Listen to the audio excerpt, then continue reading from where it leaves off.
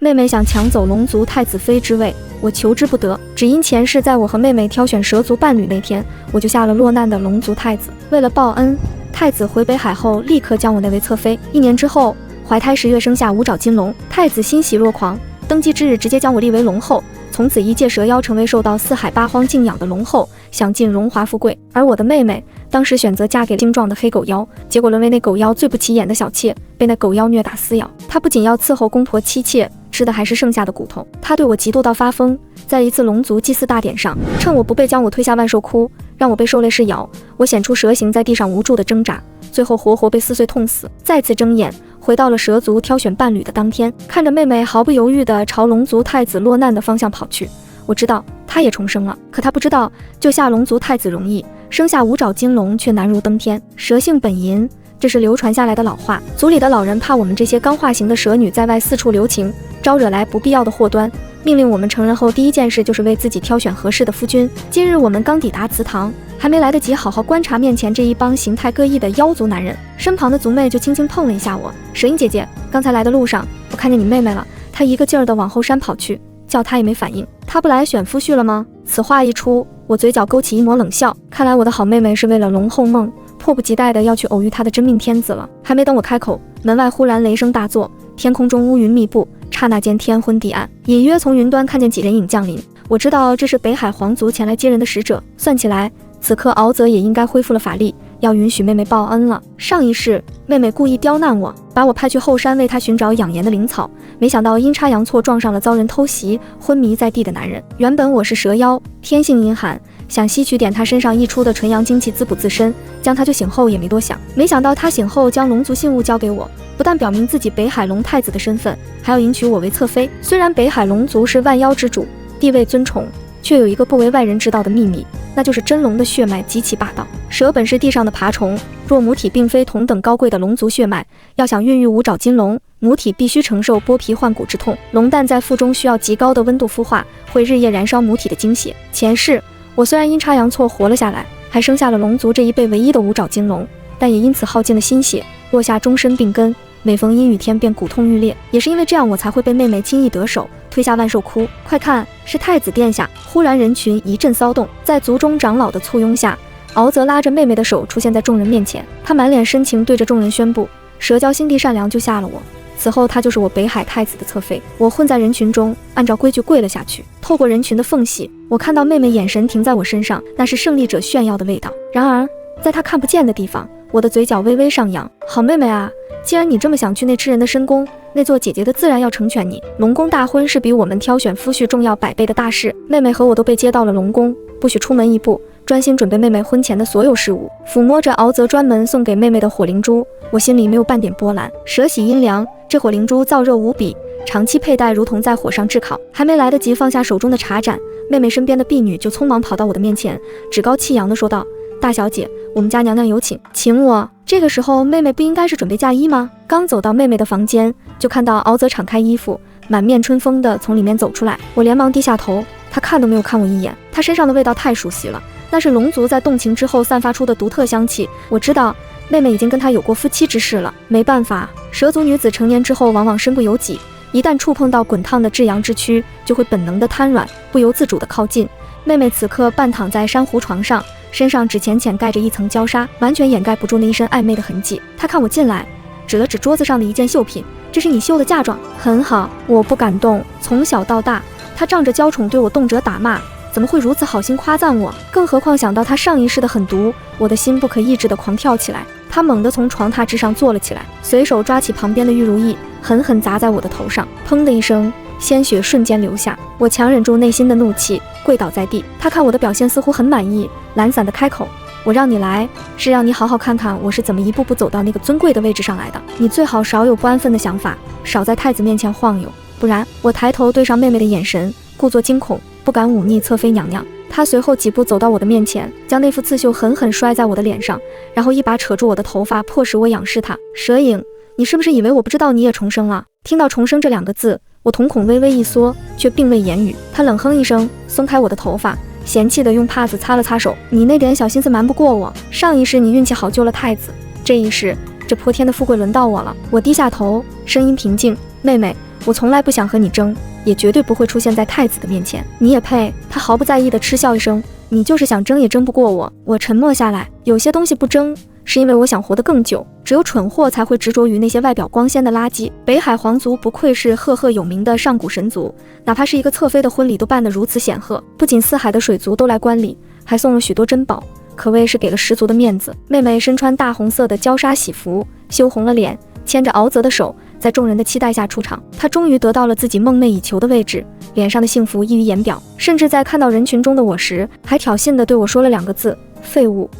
我是废物。可她即将要迈进地狱，也不知道谁更可怜一些。她嘴角的笑容还没有持续多久，敖泽将一杯泛着金黄色泽的酒塞进了她的手里，喝下去。你就是我名正言顺的侧妃。妹妹低头一看，脸色瞬间惨白。雄黄酒，雄黄是蛇族的克星，就像是滚烫的熔岩，一口下去，喉咙和胃部会像被烈火焚烧，甚至会逼得我们控制不住现出原形。前世我也遭遇了相同的情况，那时我虽然恐惧，可我根本没有想过拒绝。我知道我的命跟整个北海皇族的脸面比起来不值一提。我硬着头皮喝下去后，整场婚礼我五脏六腑都像在燃烧，还要拼命用灵力压制住想要变回蛇身的冲动，冷汗湿透了喜服。可这一世的妹妹明显被那个救命恩人的光环冲昏了头脑，完全搞不清现在的状况。她将嘴一嘟，把酒杯推远了一些，扑进敖泽的怀里撒娇：殿下，我不喝这个。她没有注意到敖泽的脸色瞬间黑了下来。碍于现场这么多宾客，敖泽还是耐着性子哄道：听话，这是北海皇族的习俗，这么多人面前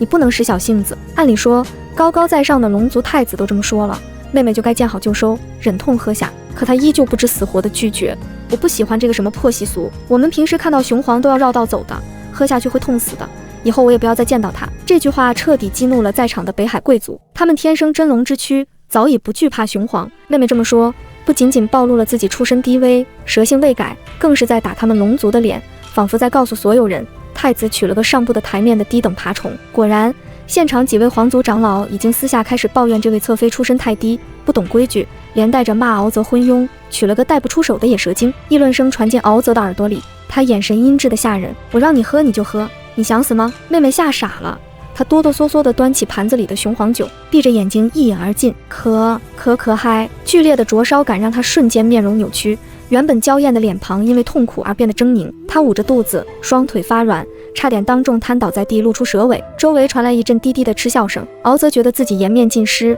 碗礼后拂袖而去，连个眼神都不愿意再给他。妹妹捂着剧痛的胸口，站在原地不知所措。我在角落里冷笑一声，她太天真了，没有什么比北海皇族的面子重要。她还真的以为自己飞上枝头变凤凰了，这才哪到哪，她的好日子还在后面呢。妹妹原本以为自己飞上枝头，过上好日子，成婚的第2天，她就迫不及待地摆起侧妃的架子，回到蛇族想要炫耀一番。可没想到，她预想之中夹道欢迎的场面并没有出现，除了族中几名长老不得不给北海皇族面子，硬着头皮出来迎接她之外，场面可以说是冷冷清清，连个看热闹的小妖都没有。她偷偷派人出去打听之后才知道，那天她在婚礼上因为一杯雄黄酒失态，差点现出原形的事情，早就传遍了整个族群。托了她的福，现在3界都在传，我们这一支北冥蛇族的女人不懂规矩，修为低下，上不得台面，不仅在大场面拿不出手，私底下还娇气的连杯酒都喝不得。甚至原本族里几位准备谈婚论嫁、模样标致的蛇女都受到了影响，明明聘礼都下好了，对方族群却以此为借口，不得不将婚事向后拖延，甚至有了退婚的打算。那些被连累的姐妹们气得在房间内疯狂摔茶杯，骂声连天。这个贱人，自己丢人也就算了，现在还要拖累我们，真是晦气。就是谁知道他和太子当初究竟是怎么回事？什么救命针？我看2人早就有一腿了。我呸！我们蛇族怎么会有这么不识大体的女人？闹得这么难看，还好意思回来显摆？族人们不冲上来找妹妹麻烦就算客气了，怎么可能还会来欢迎她？妹妹气得拂袖而去。回到宫后，妹妹特意亲手炖了海参鸡汤送到太子房间里，想要博一博好感。她进门的时候，太子敖泽正眉头紧皱，处理水族公文。妹妹娇笑着将鸡汤放下，身子软得像没骨头一样往太子的怀里钻去。夫君看什么如此入神，连妾身进来都没有察觉。没想到太子连看都不看他一眼，冷声开口：谁让你进来的？没看到我在处理公文吗？妹妹顿时被这冷漠的态度吓了一跳，明明前几天2人还如胶似漆，怎么今天翻脸不认人？太子猛地将手中的公文砸到他身上，怒吼道：没脑子也就算了，眼睛也不好用是吧？我在跟你说话。妹妹吓得瞬间跪倒在地上，哭得梨花带雨。妾身不知道自己什么地方做得不好，惹夫君生气，夫君有怨气就发泄到妾身身上吧，不要憋在心里，气坏了身子。若是从前，太子贪图她的美色，也就顺水推舟让她起身了。可太子只要一想到那天被众水族嘲笑娶了个文不得雄黄的废物，自己面子里子都丢光了。加上这段时间三界议论纷纷，都说他色令智昏，娶了个不懂事的低等花瓶摆在家里。他现在看到妹妹这张脸就烦，怎么可能对她有好脸色？既然知道我看到你有怒气，就不该在我面前晃，还不赶紧滚出去，少在这里惹我心烦。妹妹不甘心地抬起头，还想争取一下，可看到太子气得铁青的脸，到了嘴边的撒娇话又被硬生生吞了回去。此后将近半月，太子都没有再到妹妹的房里来过。宫里的女人都是拜高踩低惯了的，一个个不请自来。哎呦，侧妃妹妹，你可是我们中最特殊的存在啊！刚成亲就被夫君冷落，哈哈，真让我们这些每天都要伺候夫君、忙得不可开交的闲人好羡慕啊！是啊，妹妹的名气如今传遍了四海三界，谁不知道夫君娶了个娇贵的好侧妃？你可是我们蛇族的骄傲啊！妹妹岂能听不出来他们的嘲讽？可在这深宫里，恩宠就是一切，她没有宠爱，就是最低贱的存在，只能咬着牙承受这一切。姐姐们说的对，等他们心满意足地离开，房间里瞬间传来一阵恶毒的咒骂声。若是从前那样精彩的场面，我肯定不会错过，但现在我的情况也实在是好不到哪里去。蛇族寻找年轻男人的仪式被迫打断，到了发情期，我却还没有开荤。我的身体如今承受着莫大的痛苦，体内仿佛有一团火在烧，每一寸鳞片都在叫嚣着渴望。原本想要等回族之后随便找个雄蛇一夜风流，可偏偏那晚我实在忍受不住，独自一人游荡在后山，想要抓个落单的年轻男人先解燃眉之急。没想到还真让我碰上一个样貌英俊的小郎君，确实是有些难办。若不是我用了蛇族特有的迷魂伞将他迷倒，恐怕他还真不一定能从了我。男人乌黑的眼眸盯着我，眼神虽然迷离，却透着一丝清明。我甚至已经做好了他对我破口大骂的准备，可他只是悠悠开口，声音低沉磁性：你知道我是谁吗？我现在神智已经被本能支配，只知道他是能够帮助我度过难关的解药，剩下的我什么也顾不得了。我欺身而上，吐气如兰：难道你有家室了？虽然我现在饥渴难耐，但是有家室的人我还是不碰的，这是原则。他摇头：那就够了。我什么也听不进去了，主动吻住他的唇，将他剩下的话统统堵回肚子里。他瞪大眼睛看着眼前的我，似乎想说些什么，可我根本就不给他这个机会。冰凉的舌身缠上滚烫的胸膛，那种阴阳调和的快感让我瞬间沉沦。第一次尝到男人滋味的我，也许是因为蛇性本淫，怎么会浅尝辄止，一直折腾到天际泛白，我才恋恋不舍地离开了男人。此刻他身上的药效已经消散得差不多了，但依旧虚弱地趴在地上，衣衫凌乱。他看着我整理衣衫的背影，忽然低笑一声：我还是第一次见你这样的女人，这算什么？强取豪夺？我穿上衣服，懒得搭理他。这种事情你情我愿，有什么好说的？算我谢谢你。男人低沉地笑了一声，声音里带着一丝危险：我可不太情愿。那跟我有什么关系？趁他还没有完全恢复体力站起身，我连忙离开这个是非之地。男色虽然好，但也不能贪杯，万一被赖上就麻烦了。回到店里，我刚准备休息，隔壁妹妹的房间忽然传来了一声压低的男女喘息声。我有些诧异，没想到妹妹这么有手段，太子如此厌恶她，她还能将人勾引去。听着对面一波一波的声音，饶是两世为人，我还是忍不住羞红了脸。妹妹也真是的，像一辈子没见过男人一样。跟我同住的蛇族侍女也有些埋怨，这也太放肆了，哪有一点侧妃的样子，真是给我们丢人。好不容易等到初一能够休息一天，原本想睡个好觉，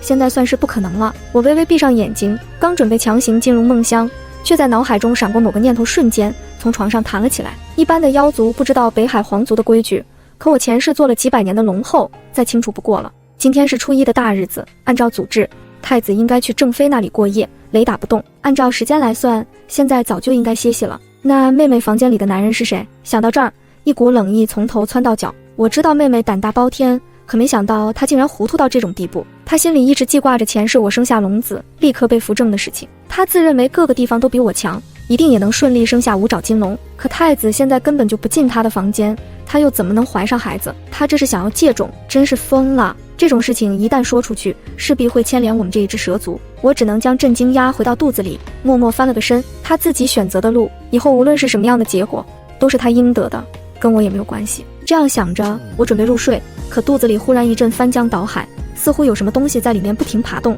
我伸手一摸，它又安静了下来。有上一辈子孕育隆重的经验，一种不祥的预感从我的心头升起。那天那个男人的脸模模糊糊在我脑海中出现，难道原本以为自己只是因为受凉加上饮食问题，肠胃出现问题？可随着我的孕吐反应越来越明显，肚子逐渐隆起，甚至有时候我还能够听到里面传来的微弱龙吟声。我知道我再也不能欺骗自己了，我真的有了孩子，而且怀的是极其霸道的隆重。我两腿一软，直接瘫坐在了地上。完了，孩子他爹我都不知道是谁，怎么能把他生出来啊？蛇腹脆弱，根本承受不住真龙之气的冲撞。不是没有想过打胎，可堕胎药都送到嘴边了。肚子忽然安静下来，里面的孩儿似乎察觉到我想要伤害他，我能感受到他的悲伤。其实龙族的孩子在肚子里孕育的那一刻就会有自己的意识，若是他大闹，虽然最终还是逃不过被打掉的宿命，可好歹还能让我生不如死一段时间。可他却乖巧至极，不哭不闹，只是安静地等待我结束他的生命。这样懂事的孩子，我怎么舍得继续对他下手？我长叹一口气，罢了，既然你选择我做你的母亲，那就说明我们两人有缘分，只是以后要辛苦你跟我过苦日子了。但我向你承诺，只要有我一口饭吃，就饿不到你。肚子里的孩儿传来激烈的回应声，似乎在里面挥舞双手双脚，很高兴的模样，的确像极了我幼时的性格。面对缩小版的自己，我觉得没有谁能够抵抗得住吧。就在我缓缓站起身的时候，房门忽然被侍女推开。姑娘，好消息，侧妃娘娘刚被查出来有了身孕，太子大喜呢。想到那天我无意间撞破的秘密，手中的茶杯瞬间掉落在地。太子这个傻子，难道不觉得事情有什么不对劲吗？他1个月才去一次妹妹店里，难道还能一发入魂不成？不过事实证明，我还是不了解男人在这方面的超强自信心。太子不但不怀疑，甚至洋洋得意自己的技术高超，更何况宫中已经许久没有妃子怀孕，外界甚至已经有传言太子有隐疾。妹妹这次怀孕更是直接打破了谣言，将太子的男人自尊拯救了回来。他高兴之下，大手一挥，赏赐了妹妹不少金银财宝，连带着我也沾了沾光。抚摸着送来的极品珍珠，我发自内心的希望妹妹能够继续瞒下去，最起码让我过2年富贵人生再说。可我没想到，我还没有跟妹妹祝贺，妹妹居然先找上了我。派人将我叫到她房内后，她洋洋得意地抚摸着闪瞎我眼的黄金首饰炫耀，我才是这些东西的主人，上辈子你能得到它们，只是你运气好罢了，这辈子你注定是我的手下败将。姐姐啊姐姐，恐怕以后你只能一辈子生活在我的阴影之下了。说完癫狂大笑起来，我看着她微微隆起的肚子，连连点头。妹妹，你说的太对了，我跟你简直就是云泥之别，我连你的一根头发丝都比不上。生下这个孩子后，你就是龙后，你可要仔细身子。妹妹被我夸得有些飘飘然，斜了我一眼。要你说，这个孩子就是我的命，无论发生什么，我都会好好守护他的。你以为都跟你一样不争气？我知道他是在讽刺前世我被他害死的事情。想到当初我那样信任他，却落得凄惨结局，我攥紧了拳头。可现在不是跟他争辩的时候，我更加担心的还是我肚子里的孩子。那日与我一夜欢好的男人，是我在龙宫遇到的，恐怕也是龙族。前世为了生下5爪金龙，我付出了多少艰辛，我从未忘记过。不仅要承担孕期各种剧烈反应，还要忍受孩子吸取我的精力和血肉，甚至他还要在肚子里翻江倒海大闹。光是回忆一下，那感觉我就头皮发麻。最后孩子是平安生下来了，我也几乎成了干尸。我不禁又动了将这个孩子打掉的念头，可我毕竟承诺过会好好将他抚养长大，更何况到目前为止，这个孩子的种种行为还能够称得上乖巧。算了，走一步看一步。我忍不住抚摸上肚子叹了口气，这个微小的动作被妹妹敏锐地捕捉到，她顿时一巴掌重重打在桌子上。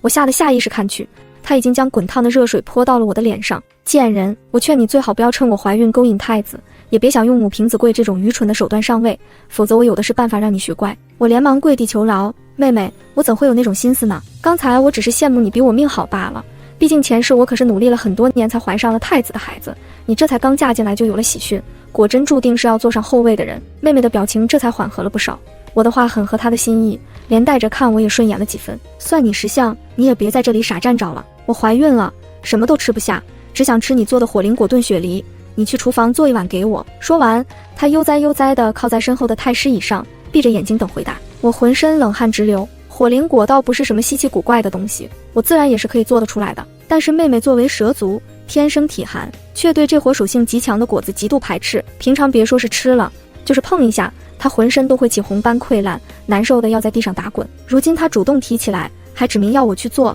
就是吃定了，我不敢拒绝。等我做好她吃了发作后，太子一定会勃然大怒，毕竟这可是他盼了许久的孩子，到时候直接将我刺死也未可知。可若是我不做的话，按照妹妹那个性格，一定会说我目中无人，到时候又要去太子面前哭哭啼啼告状，我免不了一顿毒打。若是从前被打了也就算了，可是如今我不是一个人了，肚子里的孩子刚刚成型，根本受不了这种刺激，我不忍心让他跟着我受折磨。思来想去，我忽然跪倒在了妹妹的面前，故作高深的左顾右盼，确定周围环境安全后，压低声音冲满脸警惕的妹妹开口。妹妹，你想想，我上辈子终究也是平安生下5爪金龙的人，整个宫殿里还能有比我更了解怎么照顾你肚子里的孩子的人吗？果然，妹妹原本凶狠的眼神一愣，随后冷哼一声，这龙宫里全都是生养过的嬷嬷，他们教我就足够了，难道还用得上你？我连连摇头，妹妹你糊涂，他们就算是再有经验，那生的也只是普通水族，你肚子里的可不一样，那是太子殿下的血脉，是五爪金龙，未来有可能成为龙王的人，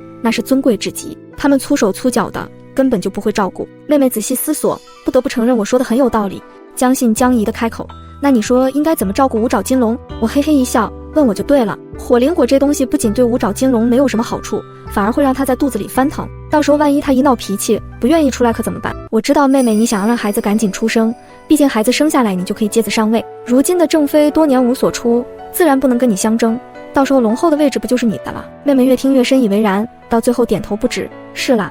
哼，没想到你这个贱人居然还有几分小聪明。那你说我应该吃什么？提别的事情或许他不会相信，但是他跟正妃早已是明争暗斗，水火不容，两人甚至到了不死不休的地步。如今有机会能让妹妹早点将他赶下去，妹妹怎么会放过？我再次压低声音，我手里有个特殊药方，吃了不仅能让肚子里的五爪金龙乖乖不闹，还能让他聪明强壮，到时候一落地，太子一看你竟生出来如此天资聪颖的孩儿，必定欣喜，自然会对你宠爱有加。我说的认真，可他却不会这样轻易相信我，他眯着眼睛看着我，上下打量，似乎是在怀疑我话里的真实性。就在我额头冷汗直冒的时候，他终于点了点头，谅你也没有那个胆子残害我肚子里的孩子，否则我让太子扒了你的皮。我终于松了口气，还好妹妹没什么脑子，我说什么就信什么。这时为妹妹请脉的太医匆匆赶来，看到我的瞬间，他停下来冲我行了个礼。我原本想要挥挥手示意他离开，可就在他即将转身进殿的时候，我忽然意识到什么，不可置信地看着他的背影，这个声音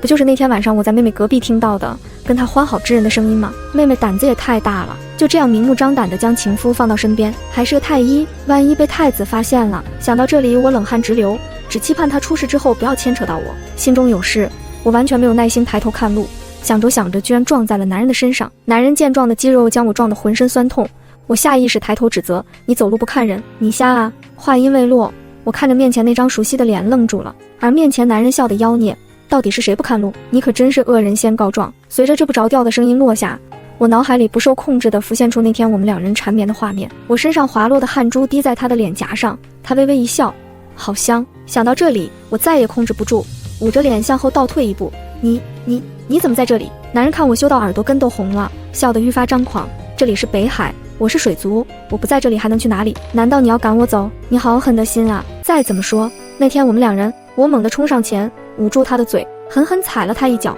你别在外面胡说八道啊！你有证据吗？你就乱说。他也不着急，只是笑着看着我。等我松开捂着他的嘴后，他才悠悠开口，这是打算不认账了？没关系，我们可以重新回顾一下那天发生的一切，顺便让你感受一下我有没有退步。我转身就走，跟这个人没法正常交流。看着他这副无赖的样子，我气得咬牙切齿，若是让别人看到我和陌生男子再次拉拉扯扯，恐怕明天我就要被沉塘。我压低声音警告，这里是龙宫内院，若是被人看到了，小心你的脑袋。我不管你是哪个宫里的侍卫，那天的事情就是一场误会，出了这个门，我们就当不认识。说完，我转身欲走，可他身形一闪，再次挡在了我的面前。平日里我自诩身手敏捷，可在他面前，我就像是个刚学会走路的孩童，无论怎么左突右闪，都逃不出他的包围圈。他收敛了脸上的笑意，一只手撑在我身后的假山上，将我圈在他的怀里。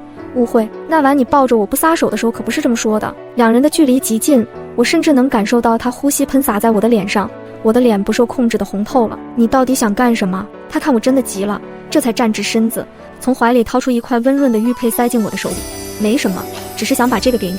我低头一看，这玉佩通体透亮，雕刻着繁复的龙族图腾，一看就价值连城，绝不是一个小小的侍卫能拿得出来的东西。我刚想拒绝，他却握住我的手，收下，这就当是那晚的信物，或者是定情信物。听到后半句，我像是烫手一般想要扔掉，他却威胁道，你若是敢扔，我就立刻大喊非礼，到时候让大家都来看看我们两人的样子。我死死攥住玉佩，深吸一口气，好，我收下，那你现在可以让我走了吧？他挑了挑眉，目光落在我头上的木簪上，礼尚往来，你是不是也该回赠我点什么？我全身上下除了这根用来挽发的木簪，再无长物，若是能用这根不值钱的簪子打发了他，倒也划算。我毫不犹豫地拔下簪子，塞进他的手里，给你，现在我们可以两清了吧？没了簪子的固定，满头青丝瞬间散落下来。他看着我的样子，愣神的一瞬间，随后将被我体温捂热的簪子小心翼翼收进怀里。既然交换了信物，总该告诉我你的名字吧？我眼珠一转，告诉他真名日后他纠缠起来也是麻烦，不如我抬起头直视他的眼睛。阿颖，我叫林颖。阿颖，他在嘴里反复咀嚼这2个字，随后展颜一笑，好名字，我记住了。趁他愣神的功夫，我不想再跟他过多纠缠，抱着怀里的药材匆匆跑开。现在的当务之急是赶紧将这安胎药给妹妹送去。至于那个男人，偌大的龙宫，只要我刻意躲避，想来以后也不会再有什么交集了。而且那名字也是假的，他就算想找也找不到我头上。想到这里，我摸了摸怀里冰凉的玉佩，心中稍定。可我刚跑出去没多远，身后就传来不紧不慢的脚步声。我回头一看，那个男人竟然一直跟在我身后，保持着3步远的距离，甩都甩不掉。我有些恼了，停下脚步瞪着他，你一直跟着我做什么？这里可是内院，再往前走就是嫔妃们的住所了，你不要命了？他却几步上前，收敛了刚才的嬉皮笑脸，目光紧紧锁在我的脸上，神色竟有些凝重。还没等我反应过来，他忽然一把抓住了我的手腕。我大惊失色，刚要挣扎大喊，却感觉到一股温热的气流顺着他的指尖探入我的经脉，那是龙族特有的叹息之法。我心中警铃大作，拼命想要抽回手。你干什么？放开我！可他的手劲大得惊人，像铁钳一样纹丝不动。片刻后，他猛地抬起头，眼中满是震惊和不可思议。有了身孕，这个秘密被猝不及防地戳破，我吓得魂飞魄散。若是被他嚷嚷出去，我就全完了。我慌乱地捂住肚子，矢口否认。你胡说八道什么？我没有，你放开我！脉象往来流利，如盘走珠，且带着我龙族特有的灵气，绝对错不了。他死死盯着我的眼睛，步步紧逼。这孩子是谁的？我被他逼得步步后退，直到被抵在冰冷的宫墙上。我咬紧牙关，关你什么事？这是我的私事，不需要你一个侍卫来操心。是不是那天晚上的？是不是那天晚上的？他忽然压低了声音，语气中带着一丝我听不懂的急切。不是，是我进宫前和别人……话还没说完，他的双眼忽然变成了深邃的幽紫色，一股奇异的香味钻入我的鼻息，是龙族的幻术。若是平时我有备，或许还能抵挡1、2，可如今我心神大乱，瞬间就中了他的招，意识变得有些恍惚，嘴巴仿佛不受自己控制一般，将心底的话到豆子一样说了出来。就是那天晚上的混蛋，除了他还能有谁？话音刚落，我猛地回过神来，意识到自己说了什么，恨不得咬掉自己的舌头。我惊恐地看着他，生怕他以此为把柄要挟我。谁知他眼中的紫光散去，取而代之的是一种从未有过的光亮，那是欣喜。他一把抓住我的肩膀，激动得有些语无伦次。真的是我的，我要当爹了！我被他的反应搞懵了。他深吸一口气，像是做了一个重大的决定，郑重地看着我。阿颖，既然孩子是我的，我会负责，我会去求，我会想办法娶你，绝不会让你和孩子受委屈。自从那天遇到那个侍卫后，我的日子愈发难过。妹妹肚子里的5爪金龙长势惊人，明明才几个月，那肚子大得就像临盆了一样。巨大的肚子压迫着她的5脏6腑，让她夜不能寐，稍微动一下都浑身疼痛。她越是痛苦，脾气就越发暴躁。这不，刚喝完药，她就因为觉得药太烫，直接将碗砸在了我的身上，滚烫的药汁泼洒在我的手背上，瞬间红肿一片。没用的废物，连碗药都端不好，你是想烫死我和5爪金龙吗？她怒目圆睁，抄起手边的鸡毛掸子就往我身上抽。我不敢躲，只能蜷缩着身子护住腹部，任由那掸子如雨点般落在我的背上、手臂上。为了肚子里的孩子，为了能活下去，这点痛算什么？我咬紧牙关，一声不吭。打累了，他气喘吁吁地坐在椅子上，眼神恶毒地盯着我。忽然，他的目光像毒蛇一样死死粘在我的肚子上，我心里咯噔一下，下意识地想要收腹，却已经来不及了。这段时间，虽然我刻意穿了宽大的衣服遮掩，但为了孩子，我不曾刻意节食，身形确实比从前圆润了不少，尤其是腰身。你的肚子，他眯起眼睛，声音阴冷，怎么好像大了不少？我连忙跪下，掩饰住眼底的惊慌。回侧妃，最近宫里伙食好，奴婢贪嘴吃胖了些。是胖了？他冷笑一声，显然不信，以前在族里也没见你这么容易胖。来人！他大喝一声，门外的御医立刻低着头走了进来，给他把脉。我倒要看看他是真的胖了，还是背着我干了什么见不得人的勾当。我的心瞬间提到了嗓子眼。御医颤颤巍巍地走上前，伸出手就要搭在我的手腕上，我拼命向后缩，额头上冷汗直流。不用了，侧妃娘娘，我真的是吃胖了，真的不用劳烦御医。按住他！妹妹一声令下，2个身强力壮的嬷嬷立刻冲上来，一左一右死死按住我的肩膀。我动弹不得，眼看着御医的手指就要碰到我的脉搏，完了，一切都完了。一旦查出我有孕，妹妹一定会毫不犹豫地让人剖开我的肚子，把孩子活活弄死，再把我碎尸万段。绝望感瞬间笼罩了我。侧妃娘娘饶命啊！我真的不敢！我哭喊着求饶，试图做最后的挣扎。就在御医的手指刚刚触碰到我的皮肤那一刻，砰！紧闭的店门被人从外面一脚踹开，巨大的声响下的店内所有人都抖了一抖，御医的手也被吓得缩了回去。只见太子敖泽黑着一张脸，带着一群人气势汹汹地闯了进来。他目光凌厉地扫视了一圈店内，最后定格在我的脸上，声音冷得像冰碴子：谁是阿颖？阿颖这个名字像一道惊雷在我的脑海中炸响。那是我那天随口编给那个侍卫的假名字。难道那个侍卫真的是太子的手下？因为找不到我，所以求太子来抓我了。我脸色惨白，浑身止不住的颤抖。妹妹也没反应过来，愣愣地看着太子。敖泽根本不理会他，不耐烦地又问了一遍：本宫问你们，这里有没有一个叫阿颖的宫女？还没等我开口认罪，太子身后忽然闪出来一个人影。那人一身锦衣华服，却难掩眉宇间的风流肆意，正是那天一直纠缠我的那个侍卫。只不过现在他不再是一身普通的侍卫服，一身贵气的龙族灵力收不住，腰间挂着那枚被我收下的玉佩。他一眼就看到了跪在地上的我，原本漫不经心的脸上瞬间布满怒气，几步冲上前，一把推开按着我的嬷嬷，将我扶了起来，小心翼翼地护在身后。随后转头看向太子，语气虽然带着笑意，却让人不寒而栗。皇兄就是这样对待我的心上人的，他腹中还有我的孩子，怎可跪在地上？皇兄！我震惊地抬头看着他，他是太子的弟弟，那他不就是传说中那个刚刚回宫、性格乖张的二皇子敖渊？敖泽看到敖渊护着我，脸色更加难看，但碍于某种顾虑并没有发作，只是冷哼一声：二弟，你为了个宫女，大动干戈跑到我侧妃的宫里要人，未免太不把我这个皇兄放在眼里了吧？敖渊也不恼，只是紧紧握着我的手，仿佛在给我传递力量。皇兄言重了，臣弟只是来接回自己的心上人。这丫头胆子小，若是被某些不知好歹的人吓坏了，臣弟可是会心疼的。妹妹此时终于反应过来，看着被敖渊护在身后的我，眼中的嫉妒快要喷出火来。她尖叫道：心上人，殿下，这个贱婢不知廉耻，在宫里勾三搭四，臣妾正要让人查验她的身子，她肯定不干不净。二皇子可别被她骗了。他一声清脆的耳光声响彻大殿，不是敖渊动的手，而是敖泽。妹妹捂着脸不可置信地看着太子：殿下，您打我！敖泽收回手，厌恶地看着他：闭嘴，还嫌不够丢人吗？二弟的人也是你能随意智慧的。他转头看向敖渊，眼神中带着一丝忌惮。我知道他不是忌惮敖渊这个闲散皇子，而是忌惮敖渊背后那个掌控着整个北海水族兵权的老龙王亲信。敖渊冷冷地看着妹妹，嘴角勾起一抹嘲讽的弧度：皇嫂，若是再管不住这张嘴，我不介意帮你想想办法。毕竟心思歹毒的人，在这个吃人的龙宫里可是活不长的。说完，他不顾众人的目光，一把将我打横抱起，大步走出了宫殿，只留下身后一片死寂。敖渊抱着我刚走出没两步，身后就传来敖泽暴怒的吼声：都给我滚，别在这里碍我的眼。显然他对这个突然冒出来的弟弟并没有多少好感，连带着看我也觉得晦气。妹妹见状，以为有了机会，捂着肿胀的脸颊凑上去：殿下，您别生气，都是那个贱婢，你也给我闭嘴！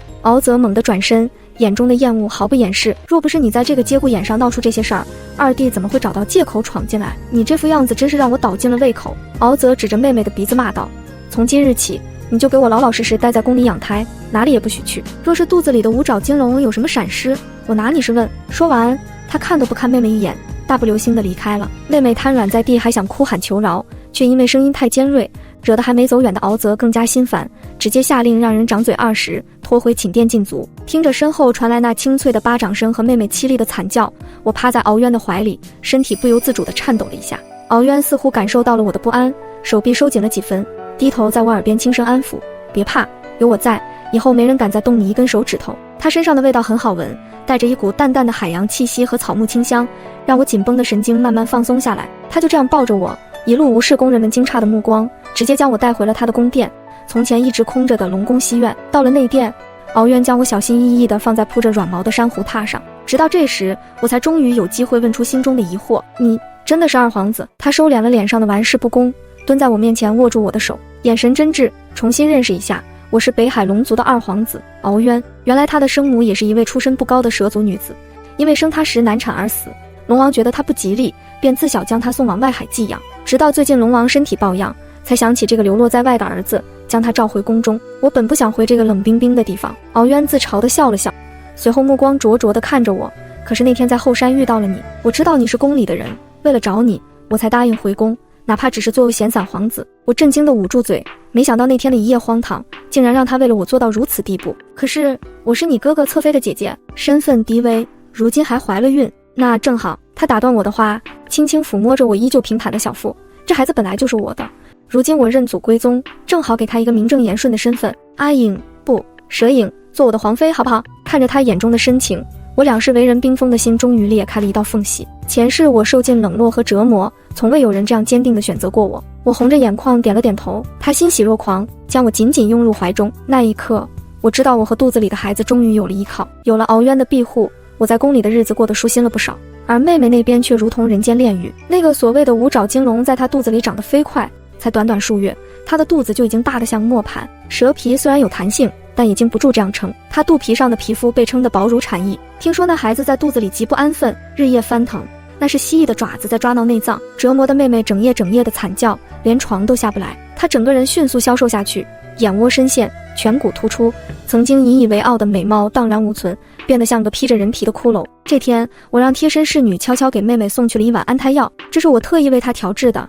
里面加了大量的寒食散和足以让胎儿麻痹的药物。妹妹早已被折磨得失去了理智，听说这样能让孩子安静下来，想都没想就一口灌了下去。果然，药效发作后，肚子里的东西不再闹腾，她终于能睡个安稳觉了。可是这药的副作用也是巨大的，她在安抚胎儿的同时，也在透支母体的生命力和蛇精元气。没过几天，妹妹的身体就开始散发出一股难闻的腐朽气息，那是鳞片溃烂的味道，头发大把的掉，脸色蜡黄如纸，变得丑陋不堪。敖泽原本就厌恶她，如今看到她这副如恶鬼般的尊容，更是连房门都不愿意踏进一步。妹妹因此彻底发了疯，在宫里打砸东西，咒骂众人。而她身边的那个贴身侍女却是个有心机的，趁着妹妹发疯，敖泽心情烦闷之际，那侍女刻意打扮了一番，端着茶水送到了敖泽的书房。那一夜，书房的灯亮了一整晚。第二天，那侍女就被封为了美人，成了敖泽的新宠。听到这个消息时，我正在给敖渊绣荷包，我不由得冷笑一声：妹妹啊妹妹，你费尽心机抢来的荣华富贵，如今也不过是为他人做了嫁衣，但这还仅仅只是个开始。妹妹如今的样子真的可以用水鬼来形容，因为长期服用我送去的安胎药，虽然肚子里的怪胎安静了不少，但她的精气神仿佛被抽干，曾经引以为傲的媚眼深陷，皮肤干瘪发灰，就连那一头柔顺的秀发也变得像海草一样枯黄。敖泽看见她就觉得晦气，哪怕她跪在书房门口磕头求见，他也只让人将她像垃圾一样扔回去。转眼到了元宵佳节，北海龙宫内张灯结彩，热闹非凡。敖渊怕我闷坏了，特意在西院挂满了各式各样的贝壳花灯，还亲自下厨给我煮了元宵尝尝。这个黑芝麻馅的最是养人，他小心翼翼地吹凉了勺子里的元宵，递到我嘴边。我含笑吃下，心里甜滋滋的。相比于前世在冷宫里独自看着窗外的烟火，如今的日子简直像在梦里。闲聊间，敖渊忽然提起，听说你那个妹妹最近不安分得很，昨晚竟然穿着侍女的衣服，戴着面纱混进书房给太子送宵夜，想要借此邀宠。结果面纱不小心掉了，那副鬼样子把太子吓得差点不举，当场踹了他一脚，让人把他拖出去了。敖渊嗤笑一声，眼中满是嘲讽。他也是急疯了，以为遮住脸就能重获恩宠，简直是痴人说梦。我放下勺子，眉头微皱，以我对妹妹的了解，她绝不会就这样善罢甘休。她那个人为了荣华富贵，什么疯狂的事情都做得出来。既然正常手段不行，她肯定会走歪门邪道。果然，没过多久，宫里就传出消息，今晚的家宴，侧妃娘娘要给众人一个惊喜。晚上的家宴乃是龙王亲自主持，水族所有皇亲国戚都要出席。敖泽带着一众妻妾早早落座，唯独正妃身旁的位置空着。就在众人议论纷纷之时，殿外忽然传来一阵异响，紧接着一道红色的身影款款步入殿内，所有人都倒吸了一口凉气。那人竟然是妹妹。此时的她哪里还有半点枯槁女鬼的模样？她肌肤胜雪，红唇烈焰，一双蛇眼波光流转，媚态横生，甚至比她刚入宫时还要美上3分。她挺着巨大的肚子，非但没有显得笨重，反而因为那诡异的丰满增添了几分妖艳。敖泽看得眼睛都直了，手中的酒杯倾斜，酒水洒了一身都浑然不觉。这是蛇胶。他喃喃自语，眼中再次燃起了欲望的火焰。我知道，妹妹这是吃了蛇族的禁药，这种药能透支生命力，强行褪去旧皮，在短时间内让人恢复青春美貌。她是真的豁出去了。妾身给父王殿下请安，爱妃受苦了，快坐。敖泽立刻换了一副嘴脸。酒过3巡，敖泽忽然站起身，拉着妹妹的手，对着上首的龙王跪下：父王，儿臣有一事相求。正妃嫁入宫中多年，始终无所出，不仅未能为皇室开枝散叶，反而极度诚信。如今蛇娇身怀6甲，又是如此贤良淑德，儿臣恳请父王废除正妃，扶正蛇娇为太子妃。此言一出，满座哗然。一直端坐在旁的正妃脸色惨白，猛地站起身：殿下，你怎能如此绝情？我虽无所出，但这几年打理后宫兢兢业业，并无过错啊，并无过错。妹妹忽然冷笑一声，从怀里掏出一包药粉扔在地上：姐姐，那你解释一下，为何要在我的安胎药里下这种让人日渐枯槁的毒药？与此同时，正妃身边的贴身婢女忽然跪倒在地，浑身颤抖地指着郑妃：“这是娘娘指使奴婢干的。娘娘说侧妃怀孕，威胁到了她的位置，一定要让她变得人不像人，鬼不像鬼，最后母子俱亡。”那个婢女哭得声泪俱下，每一个字都像是钉子一样钉在郑妃的身上。“你胡说，本宫待你不薄，你为什么要陷害本宫？”郑妃气得浑身发抖，冲上去想要拉扯那个婢女，却被敖泽一把推开。郑妃狼狈地跌坐在地上，发髻散乱，珠钗掉了一地。“贱妇，人证物证俱在，你还有什么好抵赖的？”敖泽居高临下地看着她，眼中没有一丝夫妻情分，只有深深的厌恶。怪不得蛇娇前段时间突然变得那么憔悴，浑身鳞片脱落，原来都是你下的毒手，你好狠的心肠。郑妃百口莫辩，只能无助地看向四周，希望有人能为她说句话。可是周围的那些妃嫔们，平日里对她毕恭毕敬，此刻却一个个露出了幸灾乐祸的表情。哎呀，真是知人知面不知心。郑妃平时看着端庄，没想到背地里这么阴毒，就是自己生不出来还要害别人孩子，这种人怎么配做我们的郑妃？他们落井下石，言语刻薄，恨不得立刻将郑妃踩进泥里，好像即将上位的妹妹表忠心。我坐在敖渊身边，冷眼看着这一场闹剧。那个婢女眼神闪烁，不敢直视郑妃的眼睛，显然是早就被妹妹收买了。而那所谓的毒药，不过是妹妹自己身体枯竭的借口罢了。妹妹这一招借刀杀人玩的真是溜，既解释了自己之前的丑陋，又除掉了最大的绊脚石，还能博取太子的怜惜，简直是一箭三雕。只可惜那个郑妃也是个可怜人，到死都不知道自己是替妹妹肚子里的怪胎背了黑锅。敖泽转过身，对着龙王再次磕头：“父王，此等毒妇断不可留，求父王成全。”龙王虽然有些犹豫，但看着妹妹那高耸的肚子，那是他期盼已久的皇长孙，最终还是叹了口气，摆了摆手。这一摆手便注定了郑妃凄惨的结局，也让妹妹脸上的笑容愈发猖狂。她转头看向我，眼中的挑衅毫不掩饰，仿佛在说：“看到了吗？这就是跟我作对的下场。”妹妹并未就此罢休，她眼含热泪，颤抖着手指向桌案上那叠看似精致的蜜饯。“父王，郑妃姐姐的心思缜密，她知道我在药里极其小心，便在每次喝药后必吃的鸭苦蜜饯里动了手脚。”妹妹哭得梨花带雨，身子摇摇欲坠，若不是五爪金龙命大，恐怕早就化为一滩血水了。龙王闻言脸色铁青，立刻命令身旁的太医给姑好好的查。太医战战兢兢地上前，用银针刺入那蜜饯之中，仅仅一瞬，银针便以肉眼可见的速度变黑，甚至冒出了一缕黑烟，散发出一股腥臭味。太医大惊失色，跪倒在地，启禀龙王，这蜜饯中被下了极重的茯苓散，此毒虽不致命，但会吸取母体精气，致使形容枯槁，鳞片剥落，最终胎死腹中。侧妃娘娘之前的症状与此毒完全吻合，全场一片哗然，所有的证据都严丝合缝，就连妹妹之前因乱吃药导致的枯槁变丑，此刻都成了郑妃下毒的铁证。妹妹扑进敖泽怀里，放声大哭：“殿下，您听到了吗？他是想要我和五爪金龙的命啊！”敖泽心疼得肝肠寸断，抱着妹妹的手都在颤抖，看向郑妃的眼神仿佛要将她千刀万剐。“毒妇，你还有什么话说？”龙王勃然大怒，抓起手边的御史茶盏，狠狠地朝着郑妃砸去。砰的一声，茶盏在郑妃的额头上炸开，鲜血顺着她的脸颊流下，触目惊心。郑妃顾不得擦拭鲜血，跪在地上拼命磕头：“父王，儿臣冤枉！儿臣若是真的下毒，怎会用如此拙劣的手段将毒下在如此显眼的地方？这分明是有人栽赃陷害。”他指着妹妹，眼中满是绝望与恨意：“是他自己下的毒，是他为了上位不择手段。”此刻的妹妹坐在敖泽怀里，眼神无辜又惊恐：“姐姐，到了这个时候，你还要倒打一耙吗？我怎会拿我腹中尊贵的五爪金龙开玩笑？”这一句话彻底毒死了郑妃的生路。是啊，谁会相信一个母亲会拿自己的孩子做赌注呢？除了我知道她怀的是个无论如何都保不住的蜥蜴怪胎。够了！龙王怒喝一声：“来人，拟旨！郑妃失德，残害皇嗣，即刻废除妃位，打入天牢，听候发落。蛇娇贤良淑德，孕育有功，即日起册封为太子正妃。”郑妃绝望的呼喊声渐渐远去，被侍卫像拖死狗一样拖了下去。妹妹擦干眼泪，从敖泽怀里抬起头，嘴角勾起一抹胜利的微笑。众人见风使舵，纷纷下跪高呼：“参见太子妃娘娘！”一场家宴以郑妃的覆灭和妹妹的上位而告终。深夜，天牢内阴暗潮湿，在敖渊的安排下，我悄无声息地来到了关押费正妃的牢房。她满身血污，眼神空洞地靠在墙角，早已没了往日的风光。见到我，她眼中闪过一丝诧异：“是你是来看我笑话的？”我摇了摇头，隔着栏杆递给她一瓶金疮药：“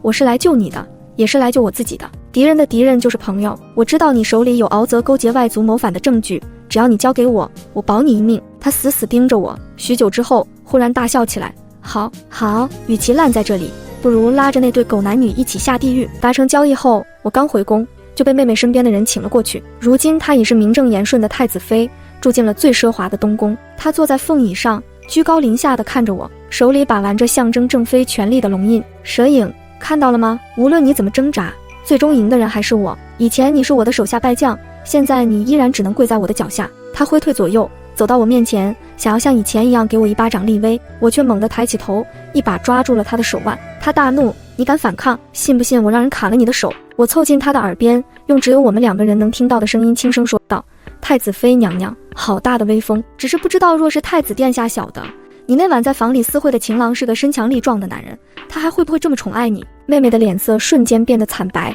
瞳孔剧烈收缩。你胡说什么？我松开他的手，替他理了理衣领。是不是胡说？妹妹心里清楚。那个男人叫什么来着？对了，之前那个太医的声音听着有些耳熟。他惊恐地后退2步，跌坐在凤椅上，看着我的眼神像是在看一个魔鬼。他知道我抓住了他的死穴。你想怎么样？他颤抖着声音问道。我笑了笑，不想怎么样，只是想告诉娘娘，大家都有秘密，最好井水不犯河水，否则鱼死网破，谁也别想好过。说完，我无视他愤恨又恐惧的目光，转身大步离开了东宫。这一局暂时休战，但短暂的休战并没有维持多久。几日后的赏花宴上，龙后高坐在主位之上，眼神冷冷地扫过坐在敖渊身旁的我。他与妹妹对视一眼，两人眼中的算计不言而喻。听说敖渊新娶的这位皇子妃也是出身蛇族。哦，不是那偏远的北冥分支吗？龙后放下茶盏，语气轻慢，果然是没见过什么世面的，这般场合连个规矩都不懂。母后说的是。妹妹立刻接话，姐姐在族里时便也惯了，如今进了宫，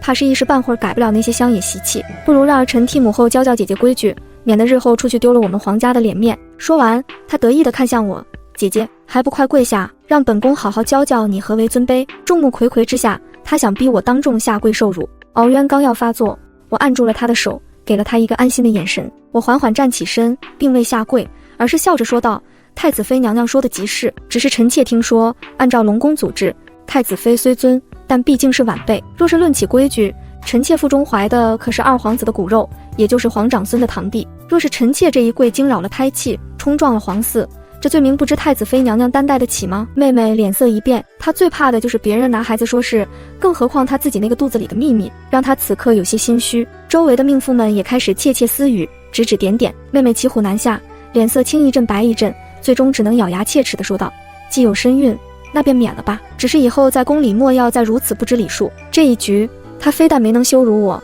反而落了个苛待孕妇、不辞不弃的名声。见自己精心培养的儿媳如此不中用，高座之上的龙后脸色瞬间阴沉了下来。啪的一声，他重重地将茶盏放在桌案上，那清脆的碎裂声让原本窃窃私语的大殿瞬间死寂。他猛地一拍桌子，放肆！这里是赏花宴，不是你逞口舌之快的地方。蛇影，你目无尊长，顶撞太子妃，这就是你的规矩？来人，传本宫懿旨！龙后站起身，他居高临下地指着我：敖渊娶了你，本以为你能安分守己，没想到竟是个目无尊长的泼妇，顶撞太子妃便是藐视皇权，这就是你们分支教出来的规矩。一旁的妹妹见状，立刻用手帕捂着嘴，假惺惺地劝道：母后息怒，姐姐她也是一时糊涂，虽然她刚才那番话确实伤了儿臣的心，但儿臣不怪她。这番火上浇油的话让龙后的怒火更甚。你大度，本宫却不能坐视不管。龙后厉声喝道：传本宫懿旨，二皇子妃蛇影目无尊长，德行有亏，即刻起禁足西院，1月无诏不得踏出半步，还要抄写女诫百遍，好好磨磨你的性子。这分明是借题发挥，想要将我们夫妇困在宫中，好方便他们行事。敖渊忍无可忍，拉着我起身就要走。母后若是看我们不顺眼，我们走就是了。这冷冰冰的皇宫，谁稀罕待？说完，他根本不顾龙后铁青的脸色，直接将我打横抱起，大步流星地离开了这令人窒息的宴席。回到西院，敖渊气得砸了一套茶具。冷静下来后，他抱着我，声音有些哽咽：蛇影，对不起，让你受委屈了。那一晚，他向我吐露了深埋心底多年的秘密。你知道我母亲是怎么死的吗？他红着眼眶，眼中满是恨意。那个老东西，也就是龙王，他生性风流，最爱女子纤细腰肢。为了讨好他，宫里的妃嫔们争相束腰。我母亲怀孕时，也因为害怕失宠，不敢进补，甚至用白绫勒腹。直到生产那日，她已是油尽灯枯。她是活活为了那个男人的喜好而死的。所以我恨这个地方，恨这里的所有人。我心疼地抱紧了他。原来他平日里的玩世不恭，不过是用来掩饰内心伤痛的面具。看着敖渊解开了多年的心结，我也暗自松了一口气。敖渊，你既然恨这里，那就更要变强，强到足以改变这里的规则。我轻声说道，为了我们的孩子，也为了不让悲剧重演。他郑重地点了点头，眼神前所未有的坚定。你说得对，我会保护好你们母子。就在我们温存之时，西园外忽然传来一阵急促的脚步声，一个小太监气喘吁吁地跑来传话：不好了，二皇子太子妃娘娘喝了您宫里送去的安胎药，突然腹痛难忍，太医说是早产的征兆，怕是不行了。什么？敖渊一惊，我却心中了然，算算日子，那安胎药的药效也该到了，而且妹妹那个真正的孕期本就比她对外宣称的要早1个月，如今确实是到了足月生产的时候，她这是想借着早产的名义生下孩子，顺便再把黑锅扣在我头上。敖渊，你去找龙王，就说我有要事相告，关乎皇室血脉。我冷静地安排道，至于东宫那边，我一个人去。不行，这明显是个陷阱。敖渊断然拒绝，正是因为是陷阱，我才要亲自去采。我握住他的手，眼中闪烁着寒光。放心，这一天我等了很久了，这一次我要让他万劫不复。看着我坚定的眼神，敖渊最终咬了咬牙，好，你千万小心，若是有人敢动你，我便是把这皇宫拆了也要救你。送走敖渊后，我整理了一下衣衫，独自一人朝着那充满阴谋与血腥的东宫走去。好妹妹，既然你想演戏，那我就陪你演完这最后一场大戏。我刚踏入东宫，一股浓重的血腥味便扑面而来，内殿传来妹妹撕心裂肺的惨叫声，而龙后正端坐在外殿，看到我，他眼中迸发出恶毒的光芒，猛地将一碗喝剩的汤药摔在我脚边。你这个贱人还敢过来，你给你妹妹喝的到底是什么毒药？龙后指着我声色俱厉，他若是有个3长2短，本宫要你和你肚子里的孽种一起陪葬。敖泽也冲了出来，双眼赤红地瞪着我，仿佛要将我生吞活剥。我冷冷地看着他们，没有丝毫慌乱。母后，殿下，这药是我亲手熬制，名为寒冰饮，乃是蛇族秘方，对蛇类是大补之物，又怎么会是毒药？还敢狡辩！龙后怒斥，若不是毒药，蛇娇怎会突然早产？太医说了，她脉象紊乱，胎气大伤，都是拜你这碗药所赐。我弯下腰，捡起地上破碎的瓷碗，将里面剩下的小半碗汤药一饮而尽。在众人震惊的目光中，我擦了擦嘴角，平静地说道，这药若真有毒，我现在就该七窍流血而亡。可你们看，我不是好好的吗？所有人都被我这个举动惊呆了，一时间竟无人说话。龙后最先反应过来，他冷笑道，谁知道你是不是早就服了解药？这点小把戏骗不了本宫。母后说笑了，我直视着他的眼睛，一字一句地说道，这寒冰催生饮的药性的确霸道，但它并非毒药，对常人或是像我这样孕期尚浅的孕妇来说，它是大补之物，只会强身健体。我顿了顿，目光转向内殿的方向，声音陡然提高，但是如果是一个已经足月的孕妇，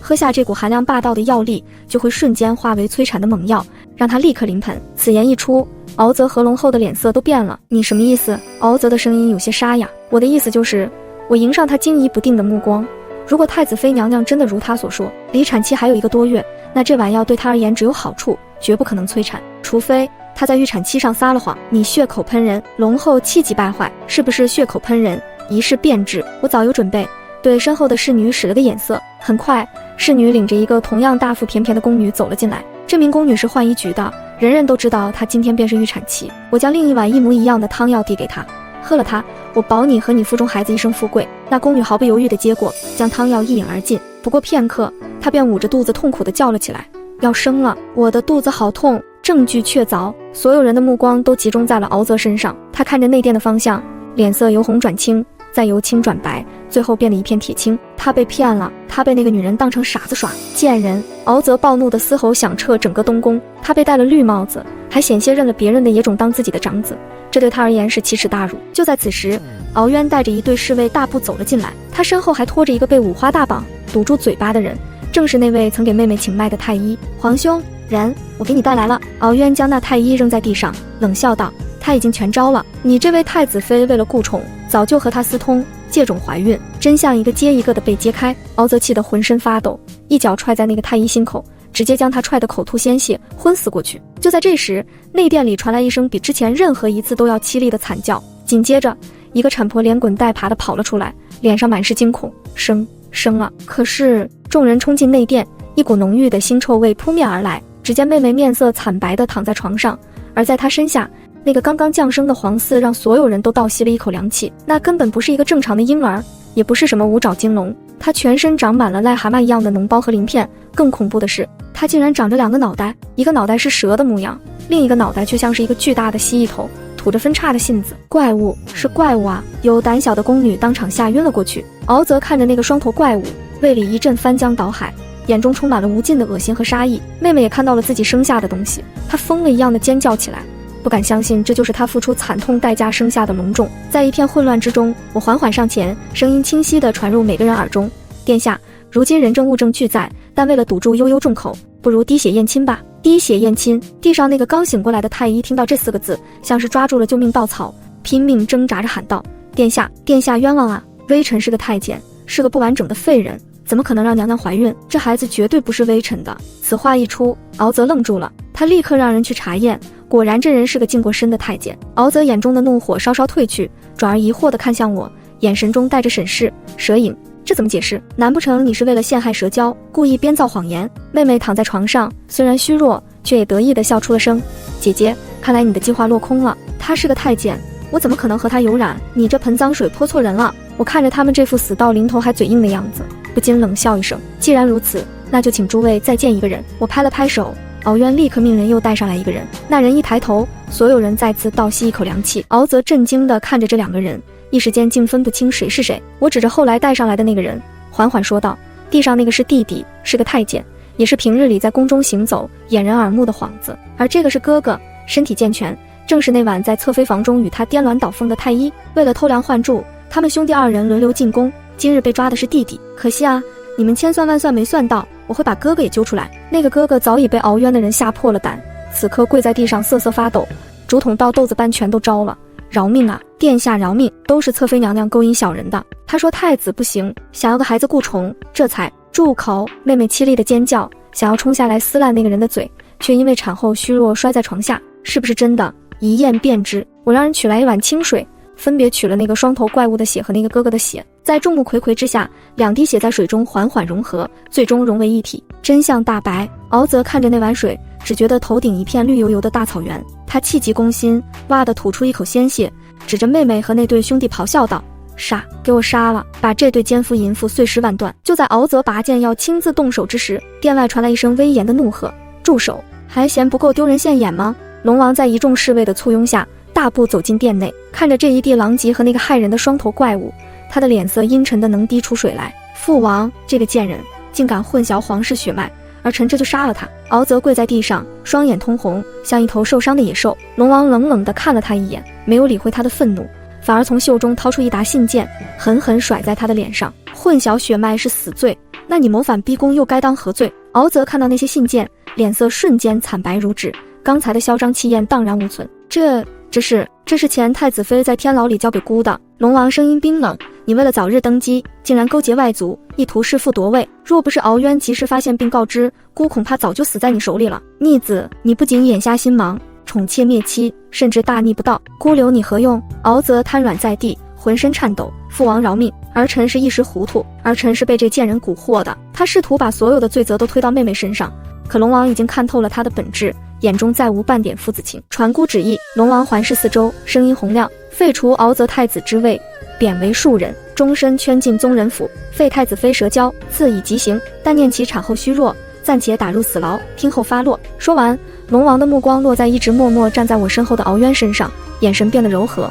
二皇子敖渊，人孝聪慧，救驾有功，且寻回皇室遗珠，即日起册封为太子，择日继位。父王，敖渊并未露出狂喜之色，只是握紧了我的手，郑重地跪下谢恩。而我看着被拖下去的敖泽和妹妹，心中却无半点波澜。这一世因果循环，报应不爽，属于他们的噩梦才刚刚开始。听到判决的那一刻，敖泽彻底疯了，他双眼赤红，披头散发，像一只穷途末路的野兽。他猛地拔出侍卫腰间的佩剑，嘶吼着冲向瘫软在地的妹妹：贱人，都是你害了我，都是你这个扫把星，我要杀了你！剑光一闪，妹妹惨叫一声，手臂被生生砍出一道深可见骨的伤口，鲜血喷涌而出，她疼得在地上打滚哀嚎：救命！救命啊！杀人了！敖泽杀红了眼，还要再砍，却被侍卫们死死拦住。混乱中，他看到了站在一旁被敖渊护着的我，那一瞬间，他眼中的恨意转移到了我身上。还有你，蛇影，如果不是你，我怎么会落到今天这个地步？你也去死吧！他不知哪里来的力气，竟挣脱了侍卫的束缚，举着沾血的剑锋狂地朝我刺来。剑尖离我的眉心只有1寸之遥，那股凌厉的杀气让我浑身冰凉。找死！只听一声暴喝，身旁的敖渊猛地抬起脚，狠狠一脚踹在敖泽的胸口，砰的一声巨响，敖泽整个人像断了线的风筝一样倒飞出去，重重砸在殿内的柱子上，喷出一大口鲜血，昏死过去。危机解除，但我却感觉腹部突然传来一阵剧烈的绞痛。刚才那一瞬的惊吓，加上之前的奔波，终于动了胎气。我捂着肚子，冷汗瞬间湿透了衣背。敖渊，痛，我要生了！敖渊大惊失色，一把将我抱起，冲着外面大吼：传太医，快传太医！若是皇子妃有半点闪失，我要你们全部陪葬！这一夜，龙宫内灯火通明，我在产房里痛得死去活来，前世生产时的那种恐惧再次笼罩了我。但我知道这次不同，这次有一个爱我的男人守在门外，为了他和孩子，我必须挺过去。终于，随着一声嘹亮的啼哭响彻云霄，所有的痛苦都化为喜悦。生了，生了！产婆抱着孩子激动地跑出来，恭喜殿下，贺喜殿下，是个健康的小皇孙，而且天生五爪，是祥瑞之兆啊！天生五爪金龙，那是北海龙族最为尊贵的血脉象征，意味着这个孩子将来注定是不凡的，甚至超越了老龙王。龙王大喜过望，连声叫好。敖渊却根本顾不上看孩子，直接冲进了产房。看着虚弱的我，他眼眶通红。他没有先去看那尊贵的五爪金龙，而是紧紧握住我的手，吻了又吻。辛苦了，蛇影，谢谢你。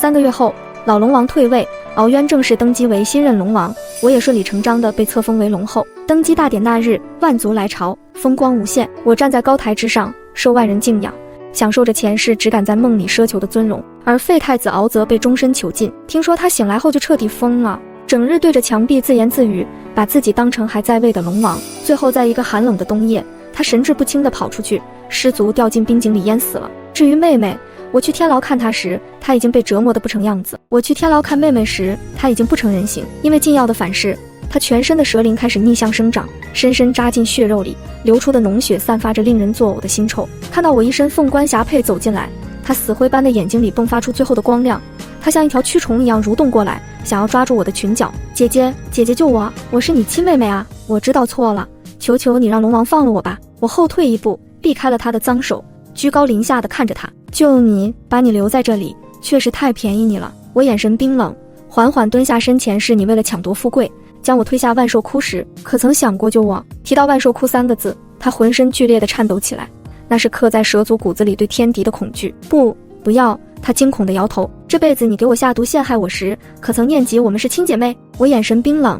好妹妹，既然你这么喜欢往高处爬，那我就送你去个好地方。来人，将废妃蛇娇送去万寿窟，让她在那里的巢穴里好好安享晚年。不，姐姐，求求你，杀了我吧，杀了我吧！她绝望的尖叫声响彻天牢，被侍卫像拖死狗一样拖了出去。妹妹被扔进万寿窟的那天，听侍卫说，她被吓得当场现了原形，变成了一条丑陋的花斑蛇，瞬间就被撕成了碎片，这是她应得的下场。然而我却没有心思去庆祝。自从产下敖昂后，我的身体开始出现诡异的变化，起初只是皮肤发痒，后来变成了剧痛，仿佛每一寸骨头都在被打碎重组。我的脖颈和手臂上开始长出金色的硬块，看起来恐怖至极。是辅林散的余毒吗？敖渊急得团团转，召集了所有太医，却束手无策。太医们看着我身上的硬块，一个个面面相觑，支支吾吾不敢说话。流言开始在宫中悄悄蔓延，说是因为我出身低微，承受不住生下五爪金龙的福气，要遭天谴了。甚至有长老提议，